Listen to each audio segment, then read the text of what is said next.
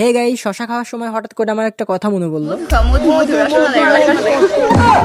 যাই হোক, আমি প্রথম থেকে বলি, তা না হলে কোনো কিছু বুঝবেন না। আসলে পড়াশোনার চাপে অনেকদিন ধরে ভিডিও দিতে পারতেছি না, ইউটিউবে ফেসবুকেও দিচ্ছে না, যার কারণে আমার রিচ গুলো অনেক ডাউন হয়ে গেছে। তাই ভাবলাম যে একটা ভিডিও করব। এখন কোনো টপিক খুঁজে পাচ্ছিলাম না, তাই গেলাম আমি আমাদের ঘেরে। সেখানে আর কি কিছু গাছপালা রুইছিলাম, দেখতে গেছিলাম যে গাছপালা গুলো কেমন হলো। বিলে যাওয়ার পর আমি তো পুরো অবাক, আশেপাশে কত সুন্দর দৃশ্য, মেঘ করছে, হয়তো বা বৃষ্টি আসবে। যাই হোক, আমি যে বরবটি সিম গুলো রুইছিলাম, ওই গাছে অনেক অনেক বরবটি হয়েছে। এখন আমি একটা একটা করে তুলবো, দেখা যাক যে বিক্রি করা যায় কিনা। আমি একটা একটা করে বরবটি তুলছি, হঠাৎ করে শুনতে পেলাম যে আশেপাশে কিসের জন্য শব্দ হচ্ছে। তারপর আমি বুঝে গেলাম যে বৃষ্টি হবে। আমার আর কি করার, বাসা থেকে ছাতি আনতে ভুলে গেছি। এখন ভিজতে হবে, নয়তো কলা পাতা মুড়ি দিতে হবে। আমার পুরো কপাল যে ভিডিও করার সময় সব সময় বৃষ্টি হয়, সো স্যাড। তারপর আর কি করার, আমি আবার সুপারম্যানের মতো কলা পাতা মুড়ি দিয়ে নিজেকে নায়ক মনে করতেছি। ভাই বিশ্বাস করবেন না, আমি ওই জায়গায় 2 ঘন্টার মতন দাঁড়াইছিলাম, তারপরে বৃষ্টি থামার কোনো নামগন্ধই নেই। অবশেষে মেঘ মামাজি শান্ত হলো। তারপর আমার নিজের গাছ থেকে একটা শসা ছিলাম। তারপর আর কি শসা খাইতে যেটা মনে পড়লো, তারপর আমি ভাই শসাটা আর খাইতে পারি না, ওখানে ফেলে দিয়ে বাসায় চলে আসছি। तू समझा।